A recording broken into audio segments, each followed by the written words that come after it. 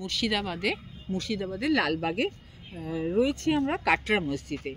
তো আপনারা জানেন যে মুর্শিদ কুলি খাঁ হিন্দু ব্রাহ্মণ ছিলেন, সেই কারণে উনি এই শিবের মন্দির তৈরি করেছিলেন, নিজেই প্রতিষ্ঠা করেছিলেন। কিন্তু পরে উনি মুসলিম ধর্মে বা ইসলাম ধর্ম গ্রহণ করেছিলেন, ঠিক আছে। কিন্তু মুর্শিদ কুলি খাঁর নির্দেশে তার বিশ্বস্ত অনুচর মোরাদ ফরাজ কাটরা এই মসজিদ নির্মাণ করেন।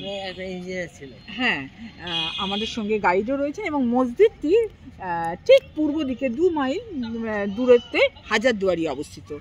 এবং মুর্শিদ কুলি খাঁ শেষ বয়সে মসজিদটির ভিতরে এমন জায়গায় নিজের সমাধি নির্মাণ করে যাতে মসজিদের প্রবেশপথে সকলের পদধূলি তার সমাধির উপর পড়ে। কারণ দেখবেন যে মসজিদটার উপরে ঠিক নিচে গিয়ে ওনার কবরস্থান, সেখানটা আপনারা দেখবেন, আপনাদের ভালো লাগবে। সেভাবে উনি ওনার ইয়ে করেছেন এবং তার মৃত্যুর পূর্বে এই সমাধির প্রকোষ্ঠে থাকতেন। মসজিদটির উচ্চতা 70 ফুট। মসজিদের ভিতরে চত্বরে প্রায় কয়েকশো লোক একসঙ্গে নামাজ পড়তেন। মানে অনেক একটা বড় ফাঁকা জায়গা, একটা বিরাট চাতাল, যেটা সাধারণত দেখা যায় না, অত বড় চাতাল, সেই ধরনের চাতাল যেখানে সবাই নামাজ পড়তেন।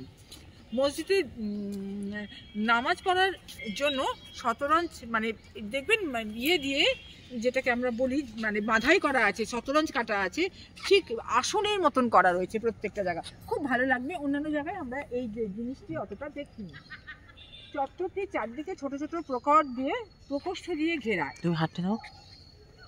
এইগুলি দূরের তীর্থযাত্রীদের ও কোরআন পাঠ্যর্থীদের নির্দিষ্ট ছিল। মসজিদের চারদিকে 4টি সুউচ্চ মিনার ছিল যেগুলি দুর্গের কাজ করত। বর্তমানে 2টি মিনার সম্পূর্ণভাবে ধূলিসাৎ রয়ে গেছে।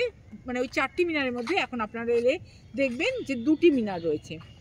মসজিদের বর্তমান প্রবেশপথ আসলে পশ্চাৎ দিক। মানে এখন আমরা যেখান দিয়ে ঢুকেছি এখানে, সেটা কিন্তু পূর্বে সেটা পিছন দিক ছিল, কিন্তু এখনই সেটা সামনের দিক। হ্যাঁ, এখন এটা সামনের দিক। হ্যাঁ, সেইভাবে রয়েছে।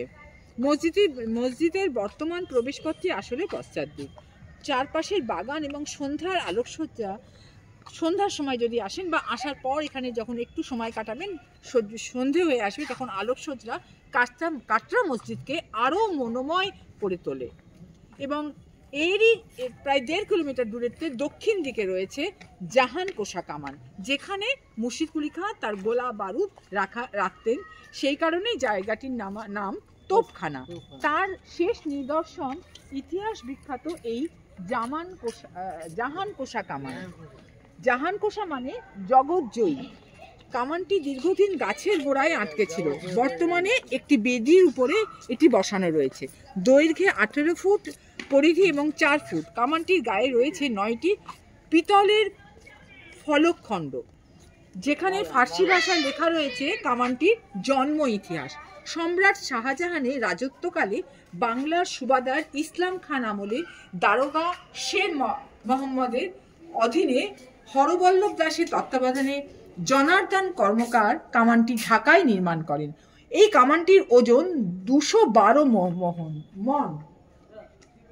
একবার দাগতে 18 সের বারুদ লাগতো। কামানটি পর্যটকদের কাছে এক অতি বিস্ময়কর।